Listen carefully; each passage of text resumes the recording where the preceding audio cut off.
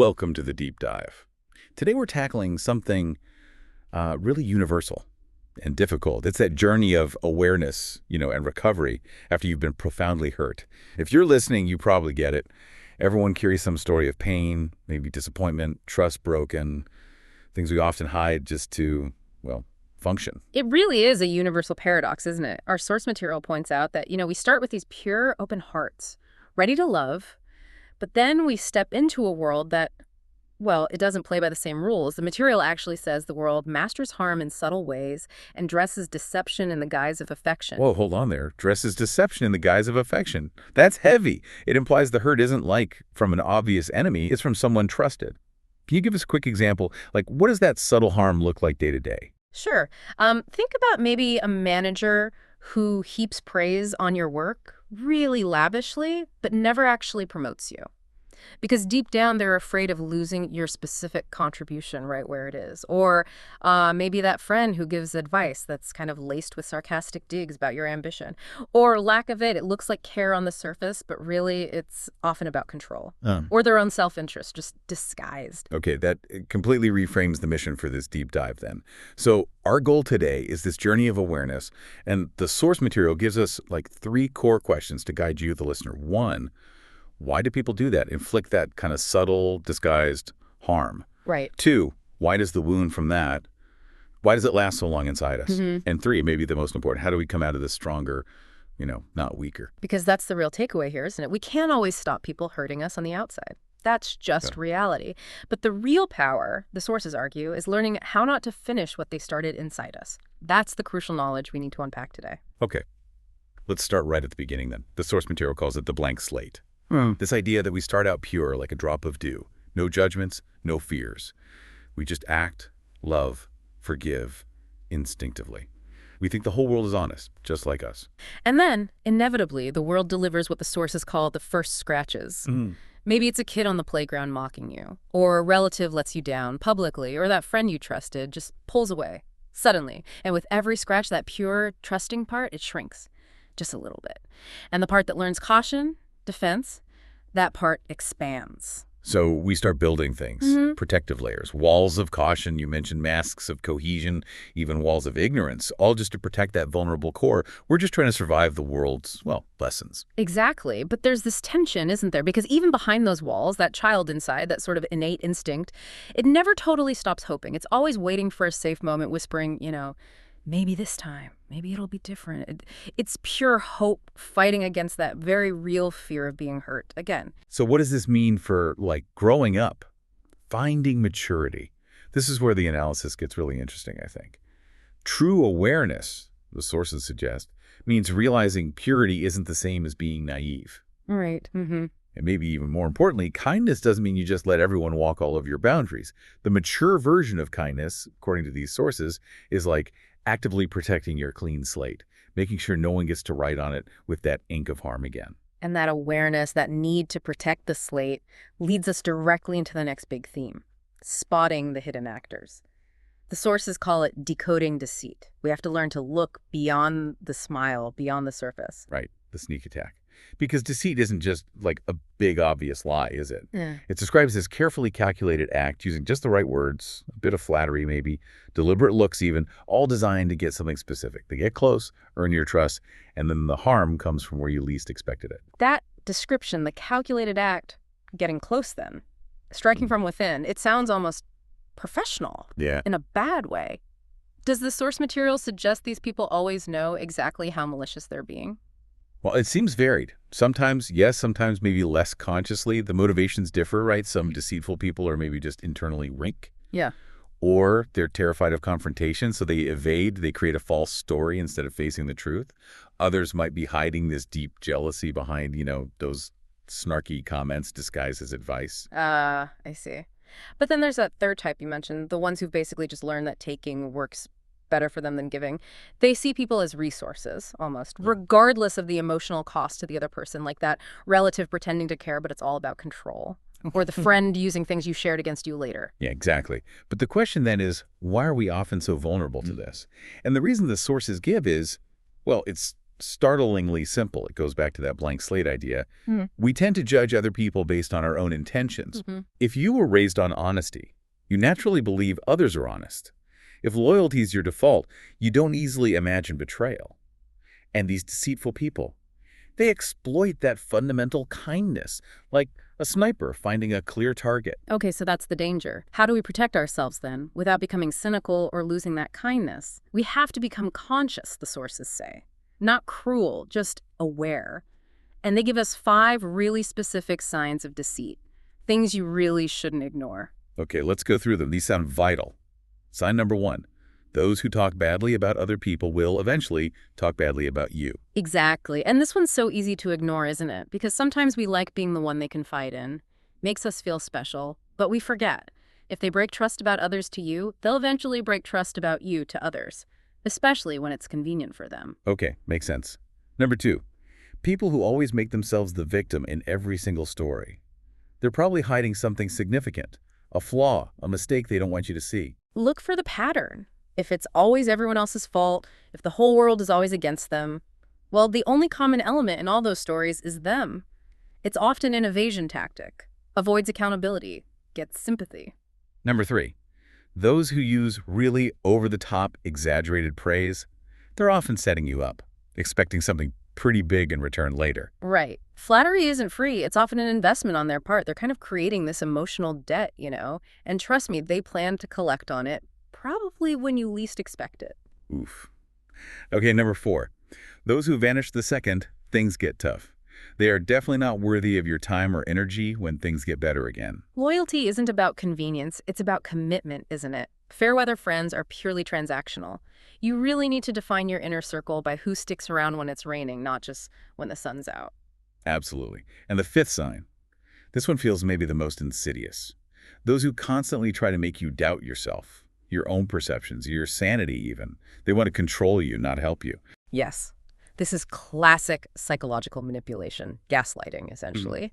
If you walk away from interactions with someone regularly questioning your own reality or your memory or just your gut feeling, that wasn't an accident. That was likely the goal. It's a huge red flag. Time to disengage. Okay, so once the deceit is out, the damage is done, we move into recovery. This search for the mature self, the sources call it. This is that confusing stage, right? Right. Where you feel torn. Like, do I stay open and risk it again? Or do I just shut down and doubt everyone? Exactly. It's that internal tug of war, torsion, the sources call it, between instinct and fear. Your innate kind self whispers, stay open, trust again. But the hurt, realistic part screams, no, be careful, don't let that happen again. And if you follow instinct, you feel naive, maybe foolish. But if you choose total caution, you feel cold, isolated. It's this vortex of confusion where, we often feel incredibly lost. But here's a beautiful insight from the sources. It says, we don't just snap back to how we were before. And we don't completely lose ourselves either. Instead, experiences reshape us. Every pain, every hurt, it actually opens new doors of consciousness, of awareness. The mature self remembers what happened, but doesn't, live there constantly. They get the lesson, but they don't have to hate the teacher. So how do we actively find that balance again? How do we stop just getting harder and start actually maturing? The sources lay out 5 pretty crucial steps. Okay, step 1, acknowledge the wound. You don't have to look at it to heal it, right? Denial just doesn't work long term. Step 2, understand exactly what you lost. You need to name it. Was it your confidence, your sense of security, maybe your trust in people generally? Naming the loss gives you power. It shows you what needs rebuilding. Step 3, allow yourself to learn from it, but not harden because of it. Pain should sharpen your awareness, open your eyes. It shouldn't make you cruel or permanently closed off. Yes. And step 4, set healthy boundaries. This isn't about building walls against people. It's about defining and respecting yourself. Boundaries are for you. They protect your space, your energy. And 5th, know that your kindness isn't canceled. It just needs to be directed more wisely. Yeah. You don't regret having a good heart. You just learn where to invest that goodness and who is worthy of it. Speaking of boundaries, we also need to recognize that harm isn't monolithic. It takes different forms. Hurt isn't always a massive betrayal. Sometimes it's a casual word or a deliberate silence, even neglect. Let's quickly touch on the 5 types the sources mention and the suggested response. First up, psychological hurt. This is that invisible stuff, right? Belittling your feelings, making you doubt reality. Like that friend always mocking your dreams? Yes. And the response here has to be immediate, clear boundaries. You have to internalize that other people's opinions. They're a reflection of them, their limits, their fears, not an accurate measure of your reality or potential. Okay. Second, verbal abuse, harsh criticism, cutting sarcasm, those jokes that aren't really funny and staying long after. Here, the power move suggested is conscious silence, not engaging. This isn't weakness. It's preserving your energy for healing. Anyone who won't speak to you with basic respect, they've basically forfeited their right to your attention. Silence becomes your boundary. Third type, emotional harm. This one often cuts deepest because it comes from people we love. Indifference when you need support, exploitation, manipulation, leaves a huge void. And the advice here is stark. Don't try to justify their behavior. Stop making excuses for them. Allow yourself to grieve the connection you thought you had. But also try to recognize that sometimes what feels like a terrible loss right now might actually be what the sources call delayed salvation, freedom you didn't even know you needed. Wow. Okay. Fourth, social harm.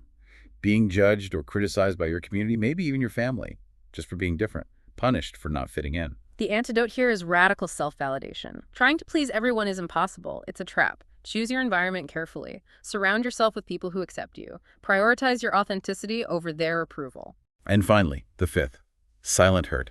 Neglect, absence, disregard, just making you feel completely invisible. The key response here is self-appreciation. Stop chasing attention from those who won't give it freely. Give yourself the validation, the attention, the appreciation you crave from others. If they neglect you, don't double down on that pain by neglecting yourself, too. This all leads to that final stage, doesn't it? What happens after the person causing harm leaves? Because, as the sources point out, they rarely leave for noble reasons, right? They leave because they got what they wanted. Your energy, your trust, maybe just your constant presence, and now the well is dry. They just turn off the lights one by one and leave you in the dark. And the sources pinpoint 3 core reasons for that retreat. 1, you're no longer a useful resource. The supply of attention, control, whatever they needed, it's dried up. 2, they hate confrontation, absolutely dread it, so they run rather than face what they've done or confess anything. And the third reason is quite chilling. They're actually afraid to see you recover. Because your strength, your healing, it reminds them of their own inner lack, their own weakness, perhaps. They preferred you small. Yeah. And the problem is the mess they leave behind, that emotional void, the deficit in trust, all that suppressed anger. These feelings are normal, natural, but the real danger is getting stuck there. Becoming, as the sources say, a prisoner of the experience, instead of moving into being a survivor who learns something. So facing that void, that chaos, you basically have 3 paths forward, according to this material. Right. Path 1, revenge. Seems satisfying in theory, maybe. Feels intuitive. But it keeps you tethered to them. Still operating on their terms, fueled by their energy. It doesn't bring freedom, it just prolongs the hurt. Path 2, denial. Trying to pretend you're okay, slapping on a brave face, forcing optimism. But denial doesn't actually heal anything, it just postpones it, makes the eventual recovery maybe even harder, more brittle. Which leaves path 3, awareness and recovery. This is the hardest path, no doubt, but it's the only one that leads to real freedom. It means facing the truth squarely, acknowledging what happened, learning the lessons embedded in the pain, and eventually forgiveness, not for them, not because they deserve it, but because you deserve peace, you deserve relief, you deserve a clean slate for your future. That's incredibly powerful.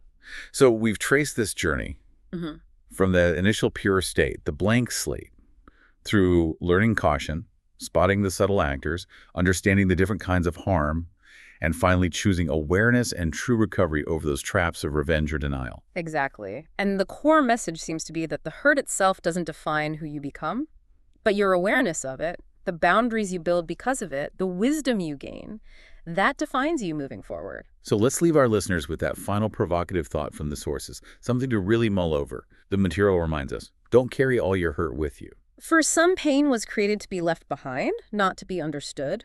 Think about that for a moment. What piece of pain are you still carrying?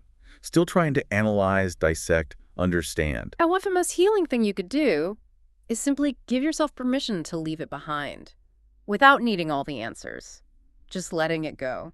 Something to consider. Thank you for joining us on this deep dive into navigating hurt and finding your strength again. We hope this knowledge serves you well.